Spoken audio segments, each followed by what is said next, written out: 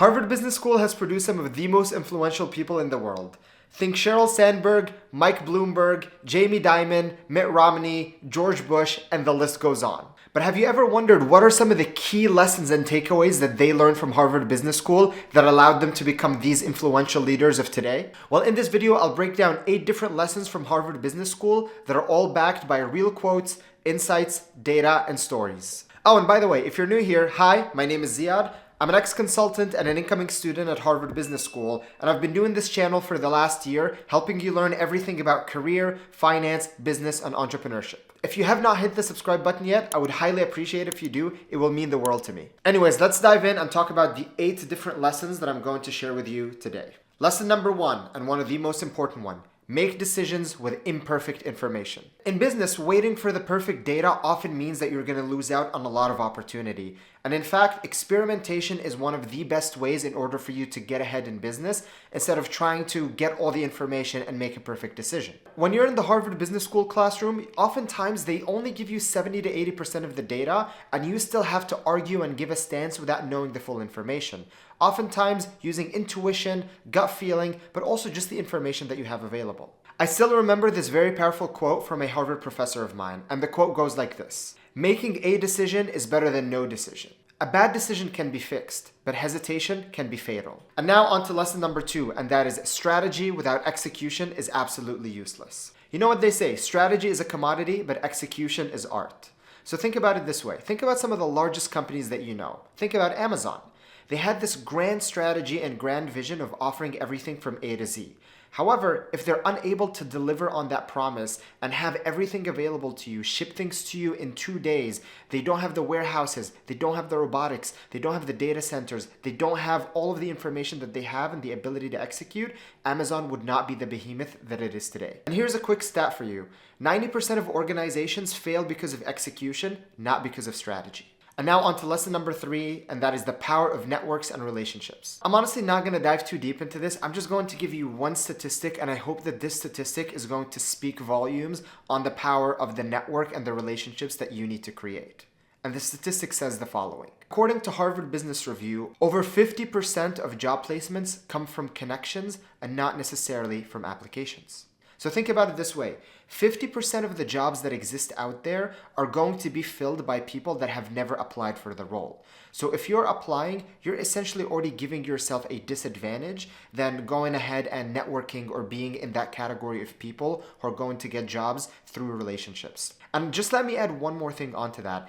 A close mentor of mine has not gotten a single job through an application in the last 20 years. And today this person is a vice president at a Fortune 500 company. Lesson number 4, create guiding principles. No matter what business you go into, entrepreneurship, consulting, finance, and so on, there are key principles that everybody in the firm or everybody at your company are going to agree on. And it is those principles that are going to dictate who's going to get promoted and who's not. It is those principles that are going to dictate who's getting the bonus and who's not. And while sometimes these principles are not spoken, it's very important that number 1, if you're an entrepreneur, you set those principles. But then number 2, if you're an employee, you understand the principles that your company are going to adhere to. Some people also call this culture and not necessarily principles. Now, before we continue, I know that many of you have been asking me about the best way to get into Harvard Business School. And as many of you already know, I have built a community called Sewa, that it's the first of its kind that allows you to get direct connection with me and support on your applications, but it will also connect you with a bunch of other people who have been accepted to top programs like Harvard, Wharton, and MIT. But what's most exciting and what I want to share with you today is that I've actually launched a 7-day free course that you can check in the link in the descriptions below that will give you everything you need to know from A to Z on how you can break into Harvard's MBA program and any of the other programs. And in this 7-day course, I will show you everything from GMAT and GRE, letters of recommendation, how to write the essays and sample essays, and then lastly, also how to do the interviews. And I just want to emphasize this, it is 100% free. So check it below in the description and let me know if you have any questions. Okay, so I think we stopped at lesson number 5 if I'm counting correctly. And lesson number 5 says the following: great leaders have bias for action. There's a reason why Amazon have chosen to have bias for action as one of their guiding principles and one of their cultural pillars. And Elon Musk, even though he's not a Harvard Business School graduate, is a prime example of someone who has great bias for action. Instead of collecting all this data, instead of like figuring out all the business plans, is there a market? Am I going to raise capital? He just goes heads on and experiments. He tries, he fails, and he learns from the mistakes and then goes again and again and again. There's a very important piece about longevity in entrepreneurship and in business. The longer you can stay in business, the longer your ability it is to succeed at the end of the road. So if you fail and you quit, or if you do these like 3 to 6 month long analyses without any outcome at the end of it, you're going to fail in business 100%.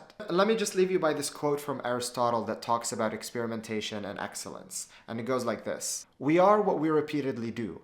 Excellence, then, is not an act, but a habit." Lesson number 6, creating value is more important than selling. And I think this is a controversial one that a lot of people might disagree with this.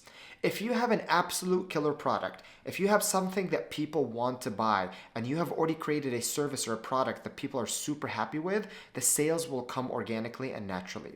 I'm not advocating and saying that you should not sell, but I think if you focus on selling a product that is not very good, a product that does not solve a problem or create value, while you might be able to get initial sales, you're never going to get recurring sales, and ultimately you will never be able to scale your business and grow your business. So instead of focusing so much on like selling, I think one of the key points is make sure that you actually have something that people want and something that solves a problem for people. And that's what creating value actually means. And we can talk about this separately. There are 2 ways to create value. There's what's called price value and the other is called offer value. So if you want me to dig a little bit more deeper into those in a separate video, I'm happy to do so. Resilience separates the best from the rest. This is one thing that I've mentioned earlier in some of the videos around the longer you can stay in business, the more longevity you create, the higher your likelihood it is that you're going to succeed. I'm going to give you this one stat that absolutely stuck with me every time I think about like quitting or failing in business. And that is 42% of businesses fail because they give up too soon. One key company that stands out when it comes to resilience is Notion. We use Notion every single day, but the reality is people don't know that for the first 7 years, Notion did not find product market fit and it was almost going to be a failing business. I love Notion, so luckily they did not give up. All right, and now on to our 8th and final lesson, and that is the biggest risk in life is standing still. The key idea here is that the world does not reward the people who maintain the status quo. It rewards those who disrupt it. I'm going to give you one final stat for you to remember at the end of this video, and that is 88% of the companies that were Fortune 500 companies in 1955 no longer exist today because they failed to evolve.